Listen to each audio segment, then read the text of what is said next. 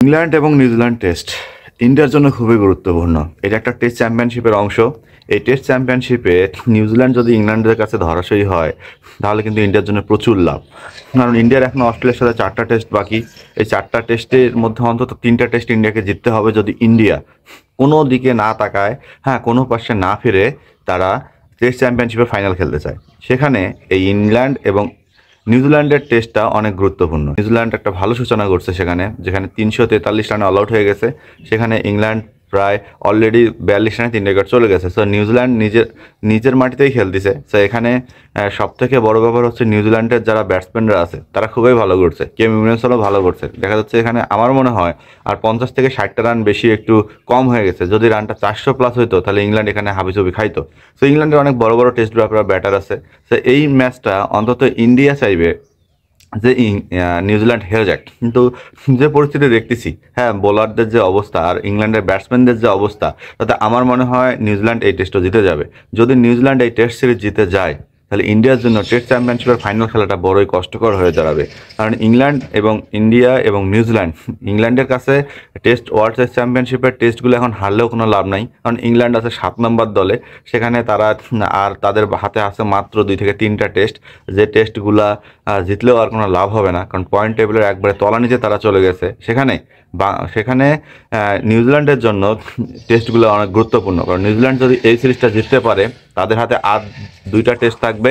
সেই টেস্টে যদি নিউজিল্যান্ড জিতে যায়, তাহলে ইন্ডিয়া অস্ট্রেলিয়ার সাথে যদি 3টা টেস্টও জিতে তাহলে কোনো লাভ হবে না। সেখানে নিউজিল্যান্ড এবং অস্ট্রেলিয়া টেস্ট চ্যাম্পিয়নশিপের ফাইনাল খেলবে। অপরদিকে যদি এই টেস্ট সিরিজে কোনোভাবে ড্র করে নিউজিল্যান্ড তাহলে কিন্তু সমস্যা বাঁধবে। সেখানে সাউথ আফ্রিকা এবং শ্রীলঙ্কার মধ্যে যে টেস্ট আছে সেই টেস্টে যদি সাউথ আফ্রিকা জিতে যায় তাহলে নিউজিল্যান্ড কিন্তু বাদ পড়ার চিন্তাভাবনা করবে, আবার ইন্ডিয়া চলে যাবে। সো সাউথ আফ্রিকা এবং নিউজিল্যান্ডের যে টেস্ট সিরিজগুলো হচ্ছে সেই টেস্ট সিরিজগুলো ভারতের জন্য খুবই গুরুত্বপূর্ণ। নিউজিল্যান্ডের যারা টেস্ট ব্যাটার আছে এখন এই মুহূর্তে আমার মনে হয় পৃথিবীতে সবথেকে সেরা ফর্মে এবং সবথেকে সেরা ভালো ব্যাটিং ইউনিট নিউজিল্যান্ডের, টেস্ট ক্রিকেটের কথা বললাম। আর নিউজিল্যান্ডের যে বোলিং ইউনিটটা আছে এটাও কিন্তু অনেক ভালো। তো সব মিলায় নিউজিল্যান্ডের টেস্ট এবং টেস্টের ব্যাটিং এবং বোলিং অসাধারণ। এবং সেইখানে ইংল্যান্ড একদম ব্যাকফুটে আছে, কারণ তারা অনেক অলরেডি টেস্ট হেরে গেছে। নিজের মাটিতে পাকিস্তানের সাথে হারছে, নিজের মাটিতে অনেক টেস্ট হেরে ইংল্যান্ড কিন্তু ব্যাকফুটে চলে গেছে। এবং সেই ব্যাকফুটে যাওয়ার পর ইংল্যান্ড কিন্তু আর ফিরে আসতে পারেনি এই টেস্টে। তো সব মিলায় ইংল্যান্ড এমন একটা সিচুয়েশানে পড়ে গেছে, এই টেস্ট চ্যাম্পিয়নশিপের ফাইনাল তাদের জন্য আর হচ্ছে না। নিজের মাটিতে লর্ডসে ইংল্যান্ড আর নিজের মাটিতে নিজেরাই টেস্ট চ্যাম্পিয়নশিপের ফাইনাল খেলতে পারবে না।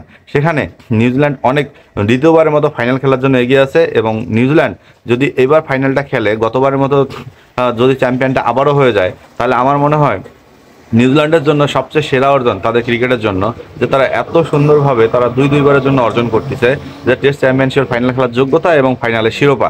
তো সব মিলায় নিউজিল্যান্ডের প্রতি শুভকামনা থাকবে। ইংল্যান্ডের সাথে এই টেস্ট সিরিজটা যে কয়েকটা টেস্ট আছে সবগুলাতে জিতে, যদি নিউজিল্যান্ড সবগুলাতে জিতে তাহলে ইন্ডিয়ার কাটতে হবে।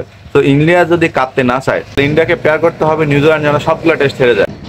ইন্ডিয়া যদি ওয়ার্ল্ড টেস্ট চ্যাম্পিয়নশিপে ফাইনাল খেলতে চায় তাহলে তাদেরকে অবশ্যই প্রেয়ার করতে হবে নিউজিল্যান্ড যেন সবগুলো টেস্ট হেরে যায়।